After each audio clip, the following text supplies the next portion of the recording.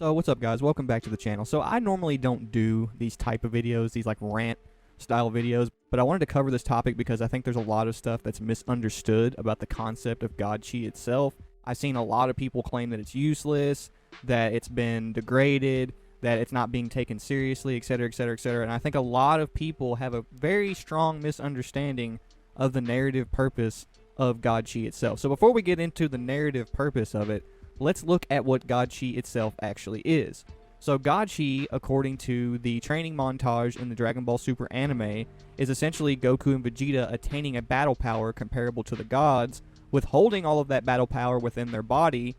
raising it to its max, which causes a concentration effect within their bodies, causing their Chi to become a more powerful version of Chi, known as God Chi. It's also important to keep in mind that the original battle power that Goku and Vegeta needed is essentially communicated to us as the battle power of the original Super Saiyan God transformation, which means the battle power that Goku and Vegeta developed in their training with Whis is just as strong as the original Super Saiyan God transformation from Battle of Gods, and not this new power that Goku and Vegeta are trying to attain beyond the level of the original Super Saiyan God from Battle of Gods. And once they do this, and then they transform into a Super Saiyan, they automatically become Super Saiyan Blue. Now, it's very important to note that God Chi, within this context, is just a concentrated form of Chi. As a matter of fact, this is allured to in the Moro arc whenever Goku senses Moro for the first time, and Vegeta asks him if he has God Chi, and Goku says no, his Chi is not that large, implying that God Chi itself is just a super concentrated and large form of Chi. Frieza himself also talks about this whenever he has the Hakai Orb in his hand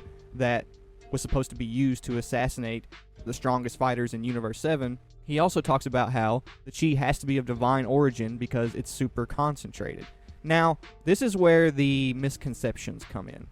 Now, a lot of people say that God Chi became useless as soon as it was introduced because of the fight with Frieza, because Frieza did not have God Chi and became Golden Frieza, and so this contradicted the entire narrative purpose of God Chi. But the one thing that people tend to ignore is everything that was set up about the future enemies that Goku and Vegeta would face. People think, for some reason, that the only beings who are godly are beings who have God Chi, and this is not the case at all. God Chi was just a concept that was created to usher in the next era of enemies that Goku and Vegeta themselves would fight, because Dragon Ball Super itself introduced the concept of mortal development, which means that all of the mortals in the multiverse, the possibilities are endless in terms of their evolutionary cycle, their process, and their growth, and so the chances that they will face beings that are naturally godly due to the fact that they are higher evolved beings or mutants or things of that nature is higher due to the existence of the multiverse. So God Chi was nothing more than a way to prepare Goku and Vegeta,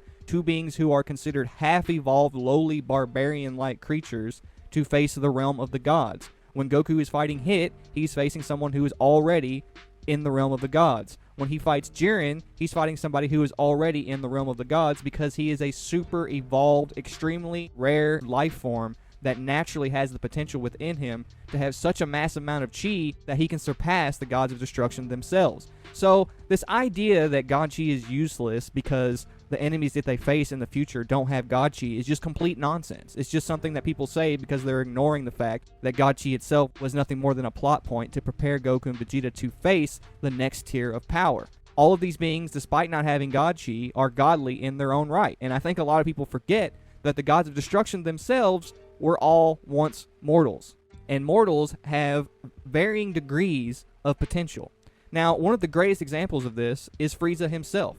When Frieza was first introduced in Dragon Ball Super, the reason his golden form could keep up with Super Saiyan Blue is because, like on Namek, exactly like Frieza himself states, he is a higher evolved life form than Goku, which is why they likely picked Frieza as the first person for Super Saiyan Blue Goku to face, because he already had the potential with training to be extremely godlike. And this logic sort of falls in on itself anyway when you look back at Namek, because by most people's logic in terms of like Super Saiyan Blue becoming useless, Super Saiyan itself became useless after Namek, because Super Saiyan was something that was treated as a godly power in the universe. Piccolo himself even calls Frieza and Goku gods on Namek. So it was treated as like this godly power that only Goku could achieve because he was special. But then immediately afterwards, there's a group of androids that are made that make the original Super Saiyan transformation look like nothing. And that is because they are super advanced creatures that have more overall potential than the Saiyans themselves, and that is something that the series itself has always went to, like it or not, when it comes to overshadowing the Super Saiyan transformations. The beings that Goku and Vegeta face with the Super Saiyan transformations that are always a threat to the Super Saiyan transformations themselves are some kind of genetic anomaly, or they have been modified, like the androids on the cellular level, to be ridiculously powerful. This falls in line with the themes of evolution versus spiritual evolution, or Darwinism versus, essentially spiritual evolution, the idea of evolving through the use of chi and things like that. This falls directly in line with the themes that Dragon Ball itself has built on in the past through Goku and Vegeta facing each other. Goku has always been a result of spiritual development, and Vegeta has always been a result of biological or evolutionary development, and they sort of play on this through each other and evolve in both ways through facing each other. And so the entire premise of the show itself is centered around Goku and Vegeta attaining a more spiritual power and using it to essentially surpass higher evolved beings that exist throughout the multiverse. It's actually something that the narrative itself is playing on purpose. And so Super Saiyan Blue is just treated as a way for Goku and Vegeta to get as strong as they need to exist and fight amongst the realm of the gods, but also chi control itself is an actual requirement for being able to be this powerful. You have to have the degree of chi control that Super Saiyan Blue offers in order to keep up with a lot of these beings who have naturally large chi. Also, Super Saiyan Blue and the God forms serve as a foundation to prepare Goku and Vegeta to be able to withstand their more powerful God forms that they work their way up to, and I'm referring to Ultra Instinct and Ultra Ego. Had Goku never used Super Saiyan Blue to essentially toughen up his body to have the ability to withstand God Chi at a greater rate, he would have not been prepared to face Mirror and toughen up his body to the point that he can contain the energy that Ultra Instinct itself requires. All of this stuff is a cycle. The series does a great job using the previous installment to build up to the next installment, and everything that Goku and Vegeta have done with Super Saiyan Blue has ended up being necessary in terms of their progression in general, not just as martial artists, but as God Chi users. People just associate God Chi with Super Saiyan Blue and Super Saiyan God, when in reality, the Angel Chi and the Destroyer's Chi that we've learned about through Ultra Instinct and Ultra Ego are also forms of God Chi that are more potent and are things that Goku and Vegeta had to work their way up to via Super Saiyan God and Super Saiyan Blue and things of that nature. So the idea that characters like Broly, Jiren, Hit, and a lot of these characters who can keep up with this power level makes the forms themselves useless is just bogus, because like I said, Broly's a mutant, Gohan's a mutant, Jiren's a super evolved life form, Frieza's a super evolved life form. And another misconception that a lot of people have, and I know this is naturally a lot of people's next thought because a lot of people have this misconception, people think that Goku and Vegeta use God Chi in their regular Super Saiyan transformations, and this is just simply not the case. They do have the ability to use God Chi in their base form, but if they transform into a Super Saiyan while using the God Chi technique that they need in order to use God Chi in base, they automatically become a Super Saiyan Blue. So if you see Goku